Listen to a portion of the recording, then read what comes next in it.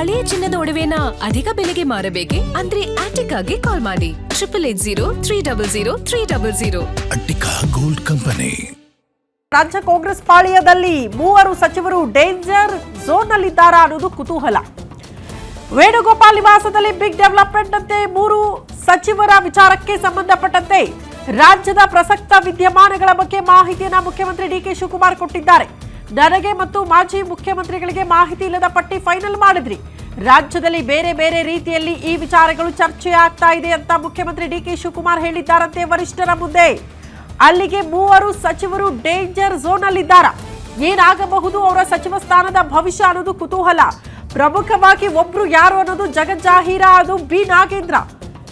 Case ಇನ್ನೂ ಕೂಡ ನಡೀತಾ ಇದ್ದ ಹೊತ್ತಲ್ಲೇ ಅವರಿಗೆ ಸಚಿವ ಸ್ಥಾನ ಕೊಟ್ಟಿದೆ ಪಕ್ಷ ಅನ್ನೋ ಕಾರಣಕ್ಕೆ ಇದು ವಿರೋಧ ಪಕ್ಷಗಳಿಗೆ ಅತಿ ದೊಡ್ಡ ಅಸ್ತ್ರ ಆಗೋಗಿದೆ. ಸ್ವಪಕ್ಷದಲ್ಲಾದ್ರೂ ಸಮಾಧಾನ ಇದೆಯಾ ಬಿ ನಾಗೇಂದ್ರ ಅವ್ರಿಗೆ ಕೊಟ್ಟಿರೋದಕ್ಕೆ? ಅಂದ್ರೆ ಇಲ್ಲ ಅನ್ನುವಂತ ಉತ್ತರ ಸಿಗ್ತಾ ಇದೆ. ಮತ್ತೊಂದು ಕಡೆ ಕೃಷ್ಣಪ್ಪ ಅವರು ಪಟ್ಟು ಹಿಡಿದು ಕೂತಿದ್ದಾರೆ, ಸಚಿವ ಸ್ಥಾನ ಬೇಕೇ ಬೇಕು ಅಂತ. ಹಾಗಾಗಿ ಅವರಿಗೆ ಕೊಡಲೇಬೇಕಾದ ಅನಿವಾರ್ಯತೆ ಇದೆ. ಜಮೀರ್ ಅಹಮದ್ ಖಾನ್ ಯಾರು ಕೂಡ ರೆಫರ್ ಮಾಡಲೇ ಇಲ್ಲ ರಾಜ್ಯ ಕಾಂಗ್ರೆಸ್ ನಾಯಕರು. ಇನ್ಫ್ಯಾಕ್ಟ್ ಸಿದ್ದರಾಮಯ್ಯ ಅವರಿಗೆ ಇಷ್ಟ ಇರ್ಲಿಲ್ವಂತೆ ಜಮೀರ್ ಅಹಮದ್ ಖಾನ್ ಅವರಿಗೆ ಸಚಿವ ಸ್ಥಾನ ಕೊಡೋದು.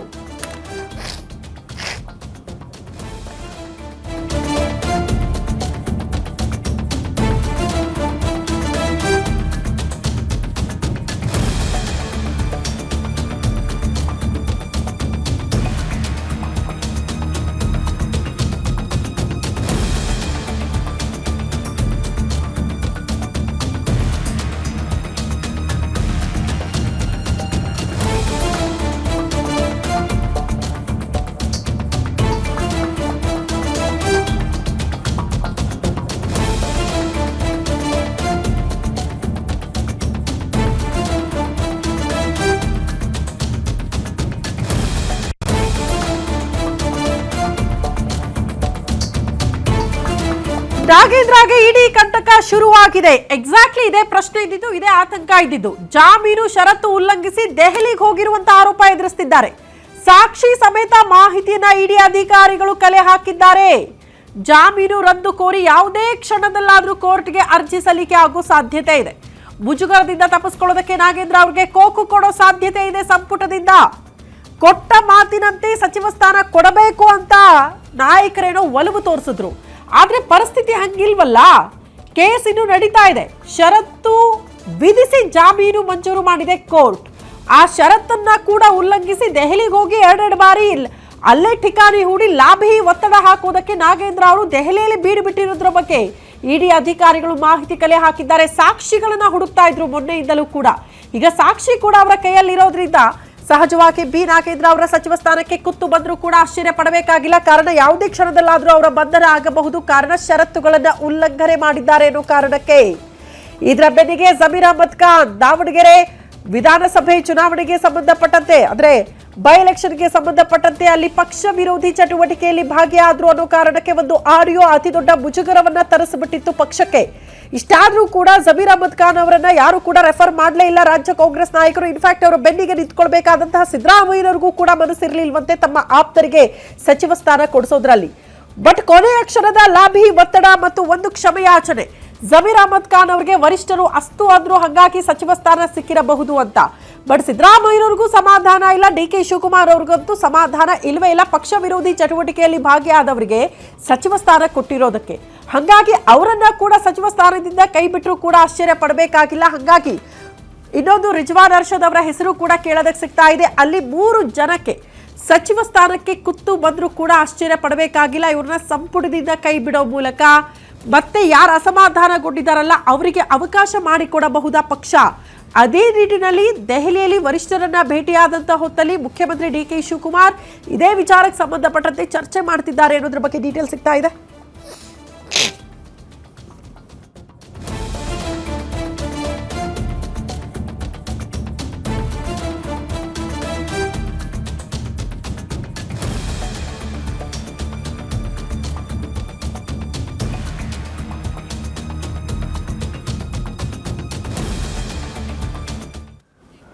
ಈ ಬಗ್ಗೆ ಮತ್ತಷ್ಟು ಡೀಟೇಲ್ಸ್ ಅನ್ನ ಕೊಡ್ತಾ ಹೋಗ್ತಾರೆ political bureau head Bharathi Pavagada ನೇರ ಸಂಪರ್ಕದಲ್ಲಿ ಜಾಯಿನ್ ಆಗ್ತಿದ್ದಾರೆ ನ್ಯೂಸ್ ರೂಮ್ ಇಂದ. ಮಾರುತಿ, ಸಂಪುಟ ವಿಸ್ತರಣೆ ಆದ ಬಳಿಕ ಅತಿ ದೊಡ್ಡ ಅಸಮಾಧಾನ ಬಂಡಾಯ ನೋಡೋದಕ್ಕೆ ಸಿಕ್ತು. ಕಾರಣ ಬಲ್ಕ್ ಆಗಿ ರಾಜೀನಾಮೆಯ ಮಾತುಗಳನ್ನ ಕೆಲ ಶಾಸಕರು ಆಡಿದ್ದನ್ನ ಗಮನಿಸಿದ್ವಿ. ಕಾರಣ ಅಲ್ಲಿರುವಂತಹ ಅಸಮಾಧಾನಗಳು ಮೋಸ್ಟ್ಲಿ ಹೊಸ ಮುಖಗಳಿಗೆ ಆದ್ಯತೆ ಕೊಟ್ಟಿದ್ದರ ಬಗ್ಗೆ ಅಸಮಾಧಾನ ಅಲ್ಲ, ಬದಲಾಗಿ ಕೇಸ್ ಇನ್ನೂ ಕೂಡ ನಡೀತಾ ಇದ್ದಾಗ ಬಿ ನಾಗೇಂದ್ರ ಅವ್ರಿಗೆ ಪಕ್ಷ ಮಣೆ ಹಾಕ್ತು ಅಂತ, ಪಕ್ಷ ವಿರೋಧಿ ಚಟುವಟಿಕೆಯಲ್ಲಿ ಭಾಗಿಯಾಗಿರುವ ಜಮೀರ್ ಅಹಮದ್ ಖಾನ್ ಅವರಿಗೆ ಸಚಿವ ಸ್ಥಾನ ಸಿಕ್ತು ಅಂತ, ನಿಷ್ಠಾವಂತ ಪಕ್ಷ ನಿಷ್ಠೆ ಮೆರೆದವರಿಗೆ ಅವಕಾಶನೇ ಸಿಗ್ಲಿಲ್ಲ ಅನ್ನುವಂತ ಅಸಮಾಧಾನಗಳೇ ದೊಡ್ಡ ಮಟ್ಟದಲ್ಲಿ ನೋಡೋದಕ್ಕೆ ಸಿಕ್ಕಿತ್ತು.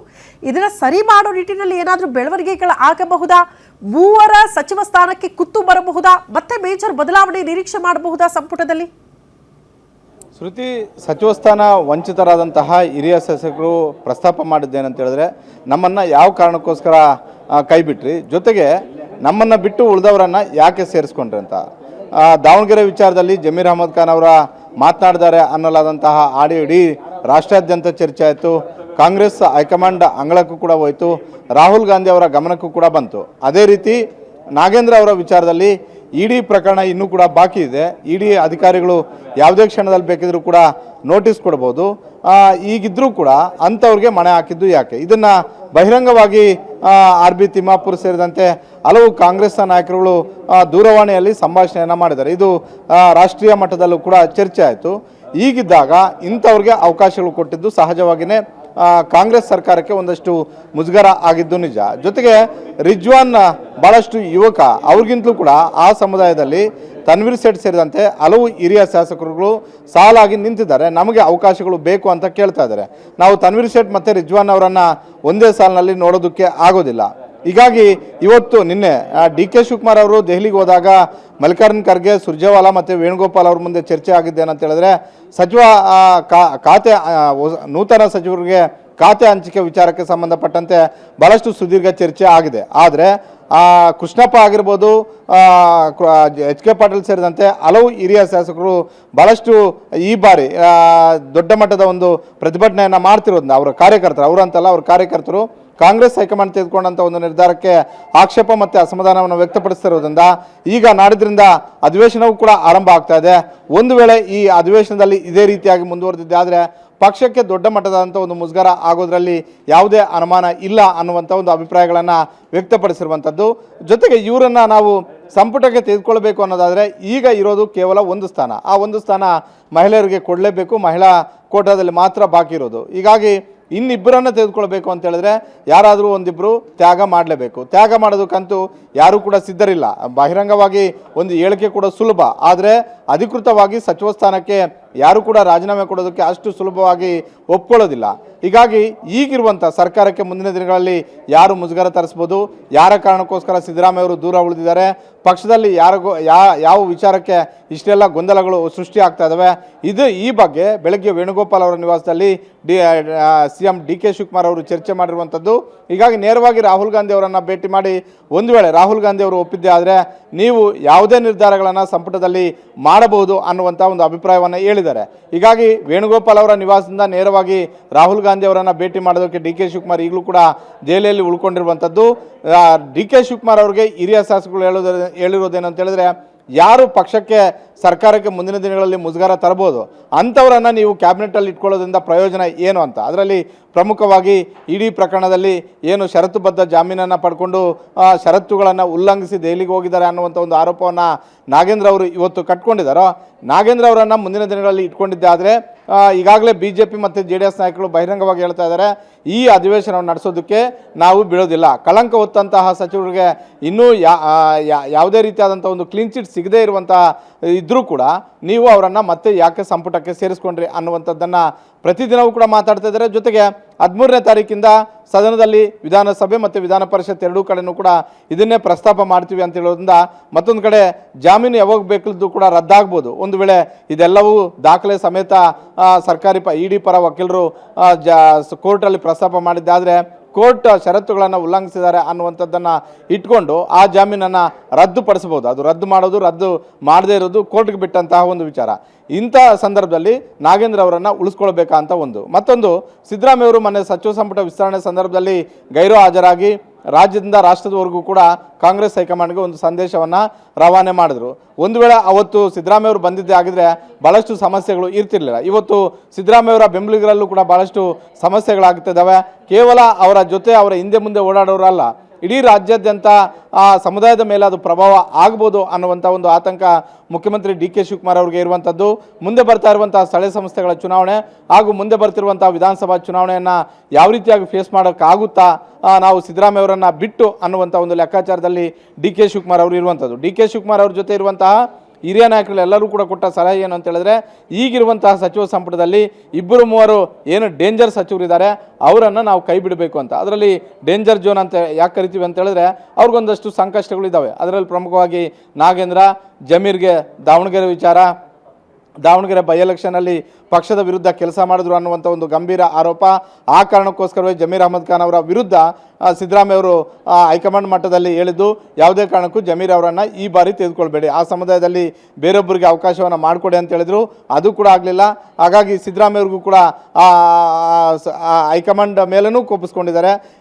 ಇಷ್ಟೆಲ್ಲ ಗೊಂದಲಗಳು ಇರೋದ್ರಿಂದ ಈಗ ಇರುವಂತಹ ರಿಜ್ವಾನ್ ಅವರನ್ನು ಬಿಟ್ಟು ಆ ಸ್ಥಾನಕ್ಕೆ ಹಿರಿಯ ಮುಸ್ಲಿಂ ಸಮುದಾಯದ ತನ್ವೀರ್ ಸೇಠ್ ಅವರನ್ನು ತಂದರೆ ಹೇಗಿರುತ್ತೆ, ಎಲ್ಲ ಅಭಿಪ್ರಾಯಗಳನ್ನು ಸಲಹೆಗಳನ್ನು ಹಿರಿಯ ನಾಯಕರುಗಳು CM ಡಿ ಕೆ ಶಿವಕುಮಾರ್ ಅವರು ಕೊಟ್ಟಿದ್ದಾರೆ.